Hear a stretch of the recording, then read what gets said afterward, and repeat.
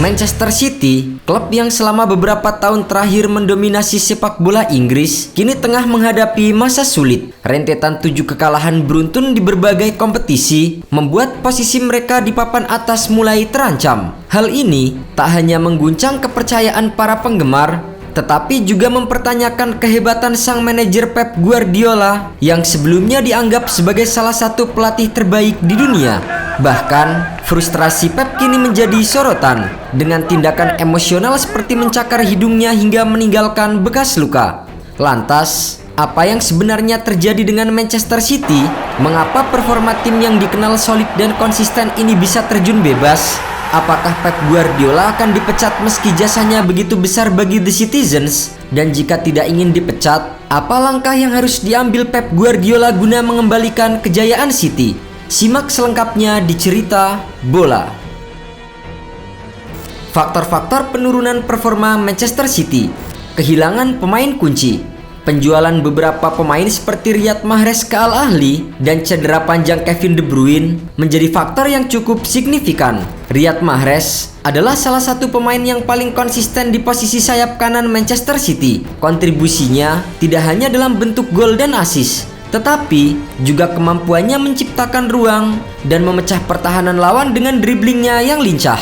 Kepindahan Mahrez ke Al Ahly telah meninggalkan lubang besar di lini serang Manchester City. Torehan 15 gol dan 13 assist di musim 2023-2024 di semua kompetisi menunjukkan pentingnya peran Mahrez dalam menciptakan peluang. Tak hanya itu, cedera yang diderita Kevin De Bruyne di awal musim membuat lini tengah Manchester City kehilangan kreativitas dan kemampuan mengontrol permainan. Sebagai pemain yang memimpin Liga Inggris dalam assist selama beberapa musim, absennya De Bruyne sangatlah terasa, terutama dalam memberikan suplai bola kepada sosok Erling Haaland. Berdasarkan data dari expected goals, tanpa Kevin De Bruyne, Manchester City mencatatkan penurunan 20% dalam peluang berkualitas per pertandingan. Ini berdampak langsung pada produktivitas gol bagi tim. Haaland yang musim lalu mencetak lebih dari 50 gol di semua kompetisi, kini bahkan terlihat sering frustasi di lapangan karena minimnya peluang matang yang ia terima.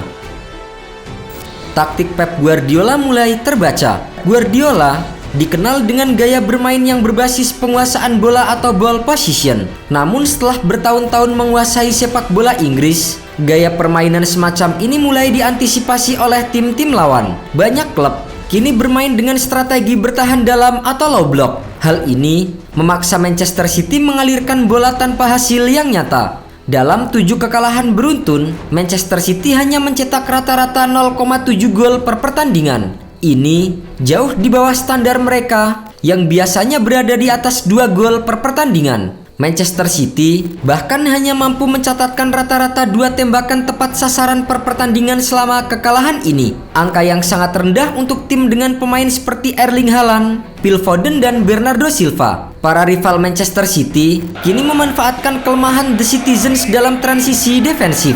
Dengan back yang sering maju untuk mendukung serangan, City rentan terhadap serangan balik yang cepat. Kekalahan dari tim-tim seperti Tottenham Hotspur dan Arsenal menunjukkan bagaimana lawan memanfaatkan celah di lini belakang City dengan operan langsung dan kecepatan pemain depan mereka.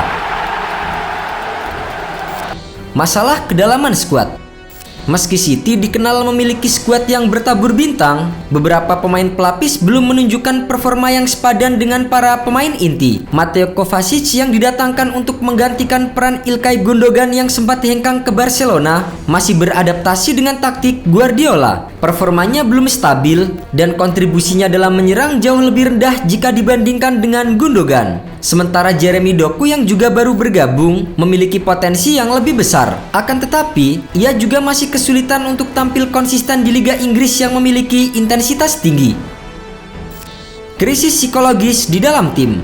7 kekalahan berturut-turut tentu telah mengguncang rasa percaya diri dari para pemain. Mentalitas juara yang selama ini menjadi ciri khas Manchester City tampak mulai memudar. Terlihat dari seringnya mereka kehilangan fokus pada momen-momen penting. Dalam 3 dari 7 kekalahan, gol yang diterima berasal dari blunder pemain, seperti operan yang salah atau kehilangan bola di area berbahaya. Erling Haaland yang biasanya menjadi mesin gol terlihat frustasi ketika peluang tak kunjung datang. Beberapa kali, ia bahkan menunjukkan gestur kecewa terhadap rekan satu timnya yang menandakan adanya tekanan internal di dalam tim. Phil Foden yang merupakan salah satu pemain kunci juga terlihat kesulitan memikul tanggung jawab lebih besar seiring dengan menurunnya performa Kevin De Bruyne. Bahkan, Guardiola yang biasanya terlihat tenang dan penuh perhitungan, kini sering menunjukkan ekspresi frustasi. Beberapa kali, ia terlihat marah kepada para pemainnya atau bereaksi emosional terhadap keputusan wasit. Salah satu momen yang menjadi perhatian adalah saat Guardiola terlihat mencakar hidungnya sendiri yang kemudian menjadi bahan spekulasi mengenai tekanan yang ia alami. Sekarang yang menjadi pertanyaan, apakah Pep Guardiola akan dipecat oleh Manchester City? Pep Guardiola telah membawa Manchester City ke puncak kejayaan dengan 6 gelar Liga Inggris, 2 Piala FA, 4 Piala Liga Inggris, dan akhirnya meraih Liga Champions pada musim 2022-2023. Namun, sepak bola adalah industri yang sangat kejam, di mana performa buruk dapat langsung mengguncang posisi bahkan pelatih terbaik sekalipun. Hingga saat ini, manajemen Manchester City masih memberikan dukungan kepada Pep Guardiola. Pemilik Manchester City secara terang-terangan menyebutkan bahwa Guardiola adalah kunci kesuksesan klub. Namun, dukungan ini bisa saja berubah jika hasil buruk terus berlanjut. Selain itu, media Inggris juga dikenal kejam terhadap pelatih yang gagal memenuhi ekspektasi. Kekalahan beruntun membuat suara-suara di kalangan fans mulai mempertanyakan kemampuan Pep Guardiola untuk membawa City keluar dari krisis ini.